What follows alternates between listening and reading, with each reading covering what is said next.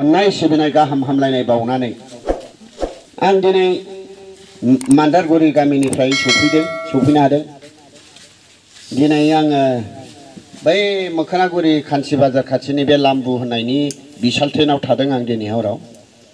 दा बे थानायनि दिनै दा सौफैबाय। ओमफ्राय दा मोखोनागुरियाव थांफिनगोन आरो आं दा अट' रिजार्भ लानानै थांफिननांगोन आरो दा रावबो लांफैखानाय नङा। दा जेनेबा 4टा जाहांआव थांसै आं। अट'खौ मोनगोना मोना दा बेखौनो आं बुंनाय जादों। बे बल खेला होग्रा कमिटिआ अट'खौ मोनसे हमनानै हरबा थांनो हागोन आरो रिजार्भ बायदि। दे आदा सिन्था खालामनाङा, दा जों माबा मोनसे बेबस्था खालामगोन। दा आं दोंसे गोदान मेथाइ बा फुराना मेथाइ जाबाबो जायाबाबो मेथाइ खननो सानबाय। बे जालांगोन मादिखौ खनना होदो। औ।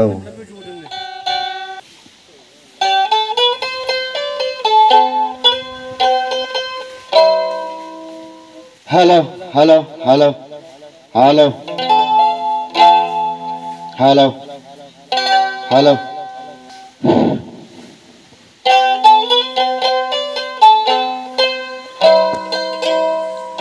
जालांगोन मादि बे संसारा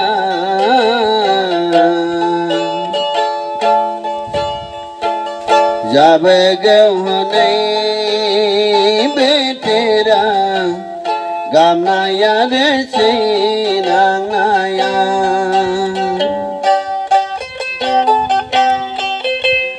सिरि मोनदो दे बयबो गोसो सोनायनो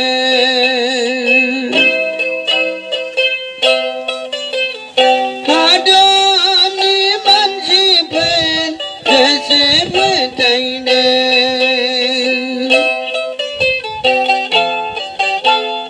नंखाय नङा बाइबेलनि फोरमायनाय रावा नंखाय नङा जिसुनि बुंनाय बे रावा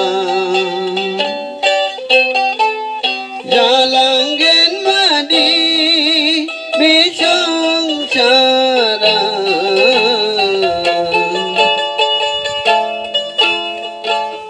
जाबोगौ हनै बे तेरा गामनाया रे सैनांनाया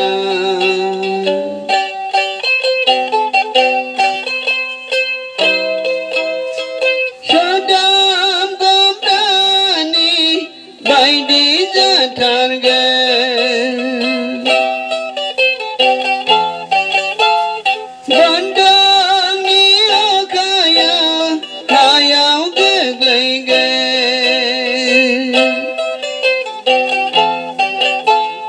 लन बादि फोथायाब्ला जोबनाय बे तेरा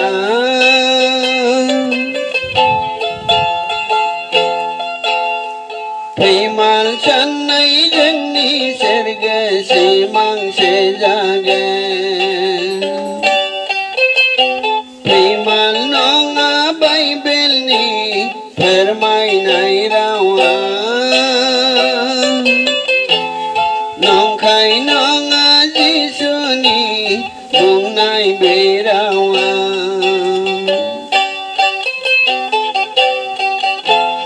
जालांगोन मादि बे संसारा